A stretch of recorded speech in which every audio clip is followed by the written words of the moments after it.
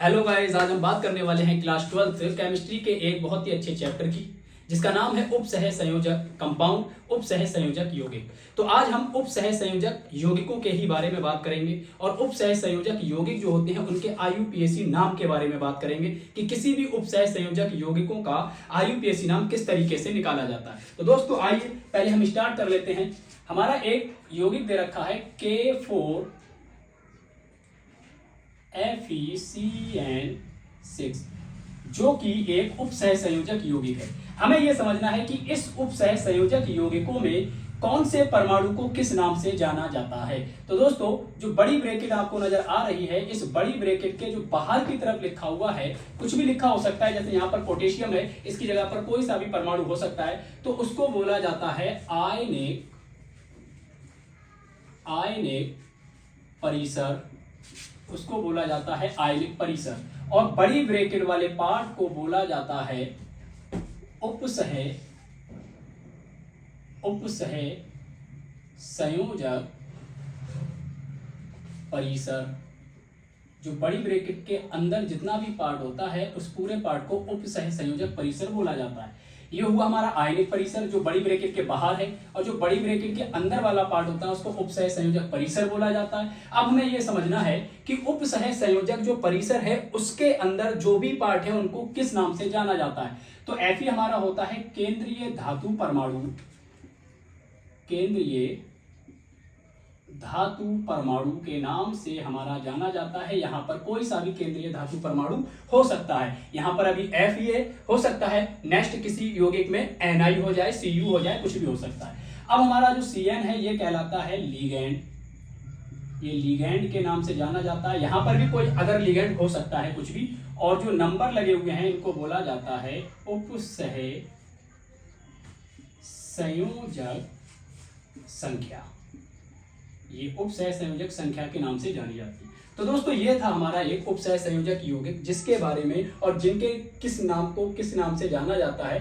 K4 को आयनिक परिसर, Fe को केंद्रीय धातु परमाणु, Cn को लिगैंड, और जो हमारा बड़ी ब्रैकेट वाला पार्ट है इसको उपसह संयोजक परिसर बोला जाता है, और जो नंबर लगे हुए हैं इनको उपसह संयोजक संख्या बोला जाता है। तो चलिए अब हम इनका आईयूपीएसी नाम की बात कर लेते हैं। मान लिया मैंने ले लिया यही कंपाउंड K4 FeCN6, ये एक हमारा उपसह संयोजक यौगिक है, और इस यौगिक का आईयूपीएसी नाम निकालने के लिए हमको सबसे पहले जो भी केंद्रीय धातु परमाणु है, और आप अब इतना समझ चुके हैं कि इस यौगिक में केंद्रीय धातु परमाणु कौन होगा, Fe होगा। तो जो भी केंद्रीय धातु परमाणु होता है उसी की हम लोगों को क्या निकालनी होती है, ऑक्सीडेशन नंबर निकालनी होती है, और जिसकी ऑक्सीडेशन नंबर निकालनी होती है उसको हम X मान लेते हैं। तो दोस्तों यहाँ पर Fe की ऑक्सीडेशन नंबर निकालनी है, इसको हम X मान लेंगे, और हमें मालूम है Cn की ऑक्सीडेशन नंबर -1 होती है और पोटेशियम की ऑक्सीडेशन नंबर +1 होती है। पोटेशियम कितने दिए हैं, 4, तो हम लिख लेंगे 4 इनटू ऑक्सीडेशन नंबर कितनी है, +1 प्लस, और Fe जिसकी ऑक्सीडेशन नंबर निकालना होती है उसको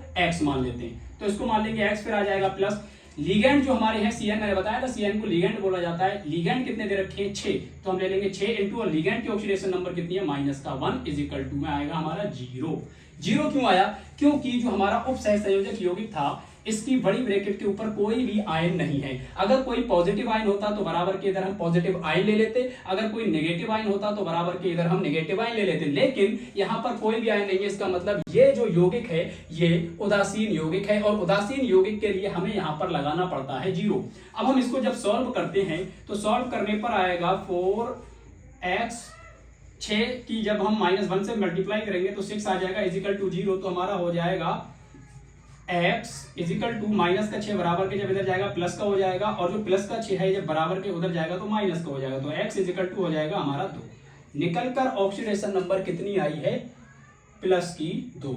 अब इस ऑक्सीडेशन नंबर का हमें यूज करना है। तो पहले हम क्या करते हैं, इसका नाम लिखेंगे। नाम लिखने के लिए क्या होगा, सबसे पहले किसी भी यौगिक का अगर आईयूपीएसी नाम लगाना है, नाम लिखना है, तो नाम लिखने के लिए हमें यह देखना है कि ये यौगिक जब भी इसको जल में घोलते हैं तो ये 2 आयनों में टूटता है। बाहर वाला सरल आयन, और जो बड़ी ब्रैकेट के अंदर वाला जो यौगिक होता है उसको बोलते हैं जटिल आयन।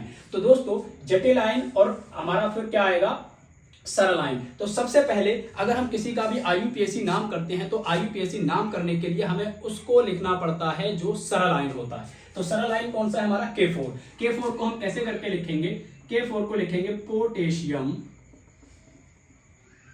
पोटेशियम, पहले तो हमने लिख दिया पोटेशियम, फिर सरल आयन आ गया हमारा। अब कौन बचा, जटिल आयन।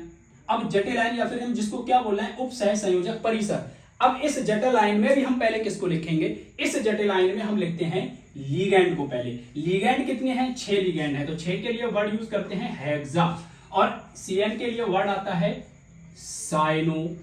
फिर हमारा क्या बचा, सेंट्रल एटम, और सेंट्रल एटम का क्या हो जाएगा हमारा, फेरेट, फेरेट हो जाएगा। अब आएगा क्या, ऑक्सीडेशन नंबर का रोल, जो हम अभी अभी निकाले हैं। ऑक्सीडेशन नंबर हमारी कितनी आई थी, 2, तो हम यहां पर ऑक्सीडेशन नंबर लिखेंगे 2, और वो भी किस में लिखेंगे, रोमन अंकों में। रोमन अंकों में हमेशा ऑक्सीडेशन नंबर लिखी जाती है। तो दोस्तों अब जो ये नाम निकल के आया है, यही नाम है क्या, IUPAC नाम। पसीने